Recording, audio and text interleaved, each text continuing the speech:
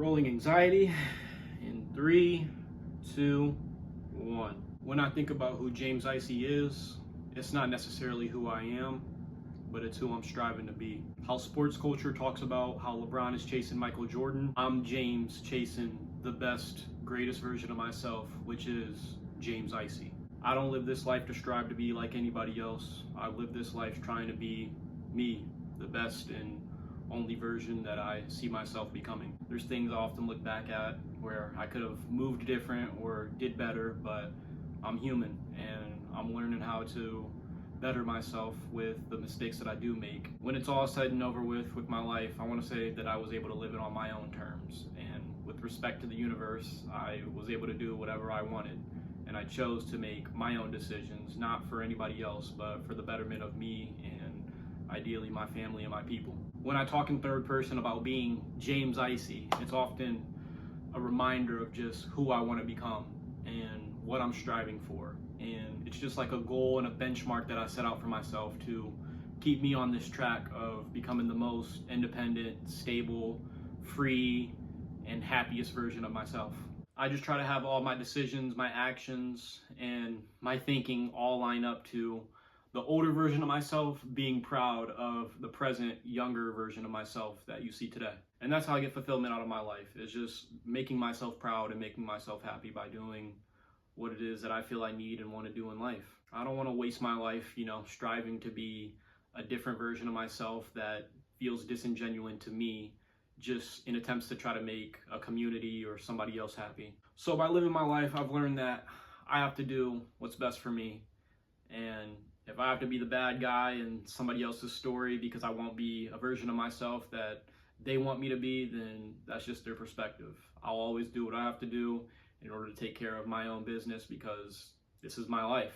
I don't live it for anybody else. I'm living it for me. I don't want to be a pawn in anybody else's game. I want to be a man on a mission for greatness. So with all that being said, I kind of just have to take care of everything now in the short term in order to set myself up for the best position possible in the long run. And an ongoing storyline that I've documented on this channel has been my educational journey. For the spring of 2025, I've completed my 4th semester, and for the most part, it was kind of like a straightforward semester. I took 4 classes, 2 in person, 2 online, but these classes mainly were like elective credits. I had an in-person class being social psychology where we talked about human behavior and analyzed why people are trained to think and behave the way that they do. The social psychology class was a very short class. It was only like 6 of us, so it was a smaller group, which I always find like better for learning and just class participation. Finished that class with a 79%. I'm not gonna lie, it was kind of difficult at times with the quizzes and stuff like that, but I didn't fail, so I guess that's all that matters. The next class that I had was an online class, being Intro to Mass Media, and we basically just looked at the different forms of media, whether it be radio, TV, or social media, and its usage and evolution over time. It's a pretty easy class, to be honest. You basically just log on every week and you look at the assignments sometimes that she would post to have us read through things, watch videos, and then we would usually have to do maybe 2 or 3 discussion boards. I finished with an A, so no complaints there. The next online class was human geography. Basically, we just looked at different cultures across the world and how they're ran, governed, how the people live. This was one of them classes where, I'm not gonna lie, you kind of have to like fake it till you make it. Yeah, it was a very tough challenge. At times, I kind of would slack on the quizzes. Like I think I got like a couple quizzes in the 60-ish, but then I would do well and get quizzes in the high 80s and low 90s, so it all kind of balanced itself out. I did well on 2 of the projects, so I was able to sneak by with like just barely getting an A. I was at like the B range for a while, but I finished strong and was able to get an A. And the last class was actually art appreciation.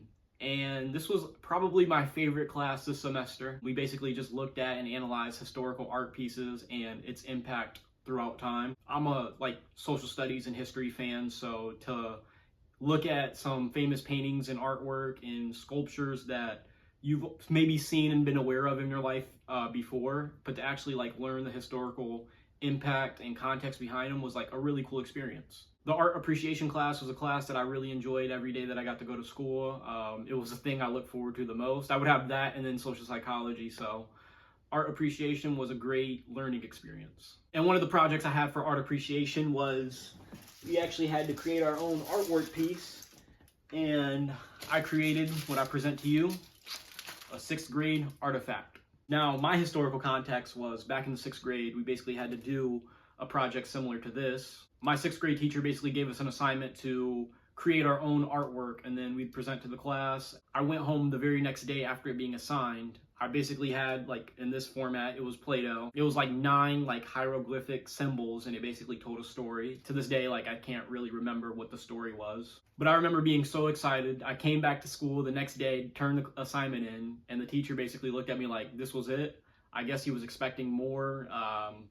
Like, when he assigned the assignment, it was basically just, hey, like, literally, as I've explained, like, go home, create a piece of artwork, and then, you know, turn it in or whatever. I don't know if he was expecting like another essay or paper to go with it, but he kind of just looked at me with some disappointment, and my heart was crushed, I'm not gonna lie. So the 6th grader that I was, being very happy, enthusiastic about this project, getting it done the same day, coming back to class, turning it in, and then for him to just tell me like this was it with disappointment, you know, I really took that personal. So basically, after I seen my teacher's disappointment and, you know, feeling like he had made me come up short, I took it home and I threw it away, and that's honestly in my top 10 probably like life regrets. But I let this man's disappointment basically cloud my own happiness and take away my enthusiasm, and it threw away something that I was passionate about. So now being in college and basically assigned a similar project, well, this time she made it clear that we were gonna have to like document like the step-by-step process of it, and I basically took that story from 6th grade and made it like for my project this time in college. So basically it's me, the student here in blue. I went to school, that's the ABC 1, 2, 3 you see there, and basically I threw it in the trash. I don't know if it can really make out well on the camera, but did my best to make a trash can there. For this project, I got an A, and for the whole class, I got an A+. I think this art class will probably finish as being in the top 3, if not my favorite class that I've ever taken here at college. As of right now, this is the summer of 2025.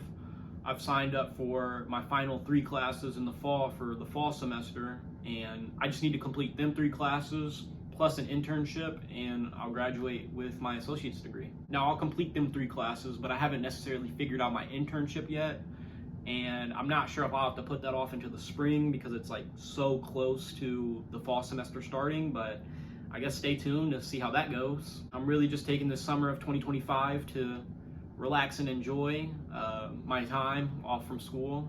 Big Brother 27 is going to be coming out, so I'll have that to look forward to less than 2 weeks from when this is going to be uploaded. So school is the thing that I'm basically using as a tool to, you know, have a step and a foot in a career, but at the time of recording, I do have to celebrate over 1 year at my current job. Being a delivery driver is something that I found like so much enjoyment out of doing and being.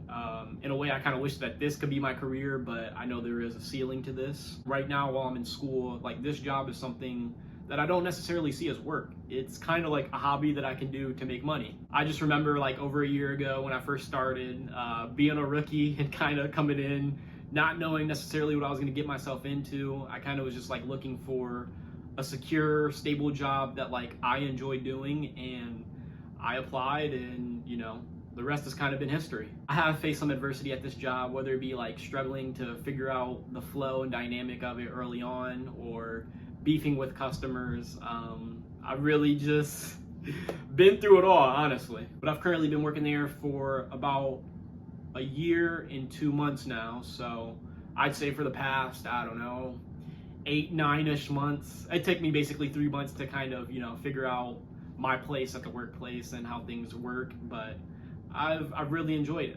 I've mentioned before that my work pace, I try to get done as soon as possible, and sometimes I've even like challenged myself. Recently, I just tried to go for the world record, whatever that means. I probably already had it. I did a rescue after I finished my normal route before, and I did 252 stops. At the time of recording this past Sunday, I went for the world record, and I couldn't get too much more than I already had, but I did rescue somebody, and I was able to get 262 stops total. I've always taken pride with being a hard worker.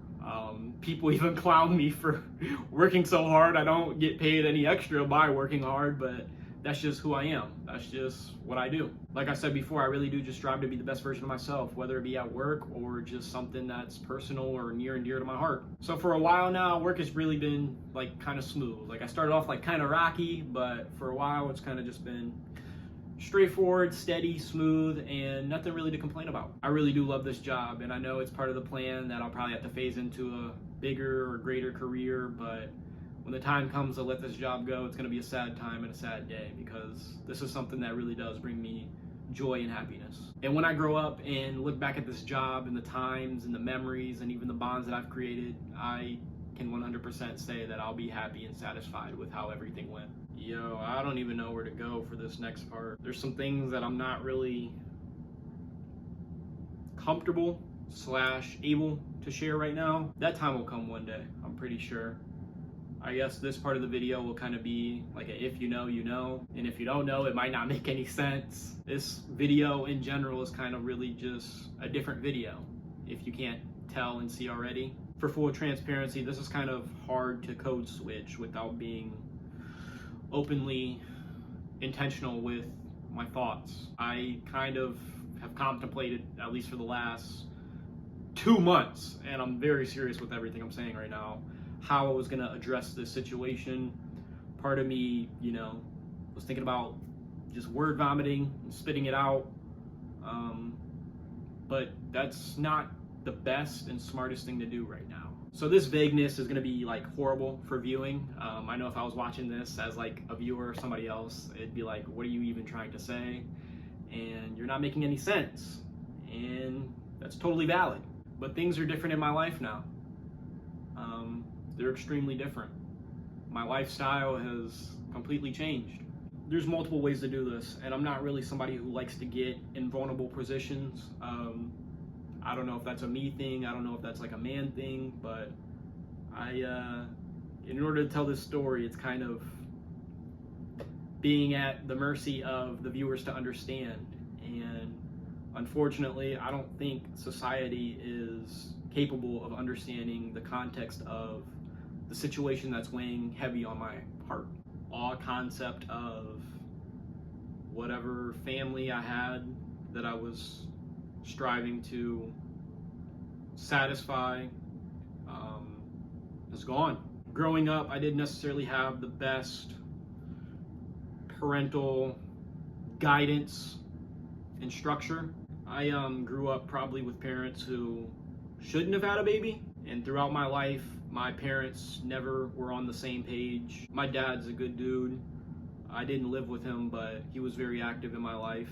Growing up, the thing was to go see him every Wednesdays and like every other weekend, but I guess my full-time like living conditions was with my mother. Where my life and where my community was at was in my mother's home, presence, her world. Her world was the world that I grew up in. Growing up, that was my living situation. So that's what I, for better or for worse, was comfortable with. That's what I knew.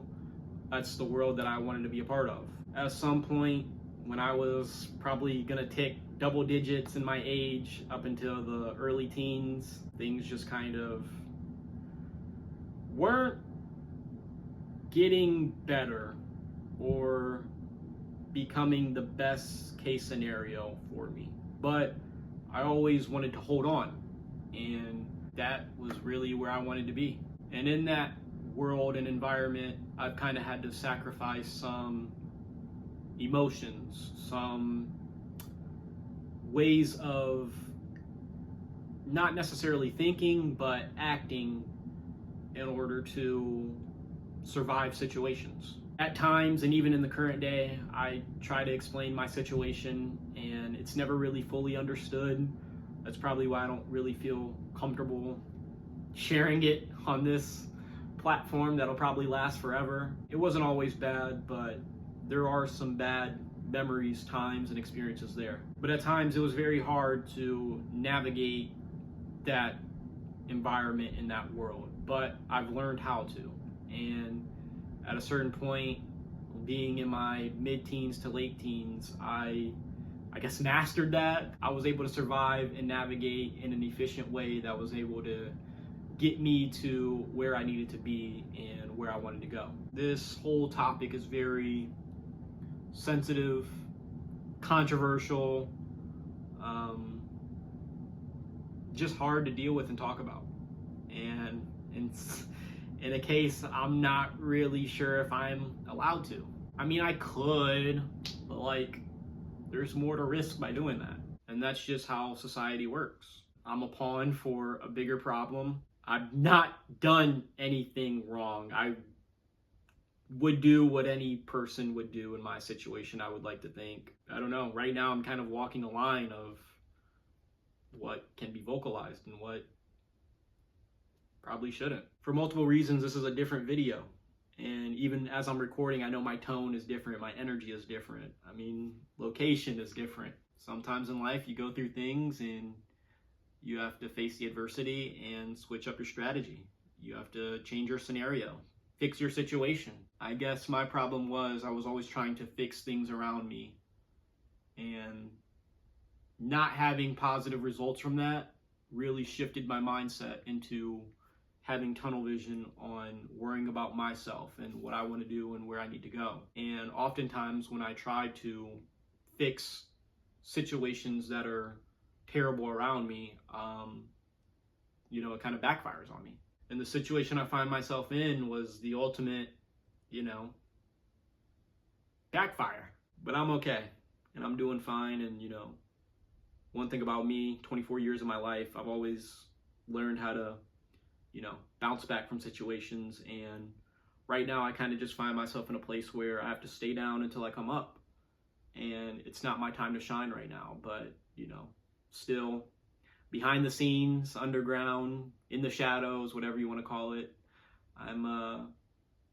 James is doing what he has to do in order to become James Icy. Sometimes you need to sit down and contemplate and regroup, redesign, rebuild, and reconquer what you're going to do in life. I want to be a leader for my people, my community, my family, but, how do you be a tribal chief when you don't have a tribe?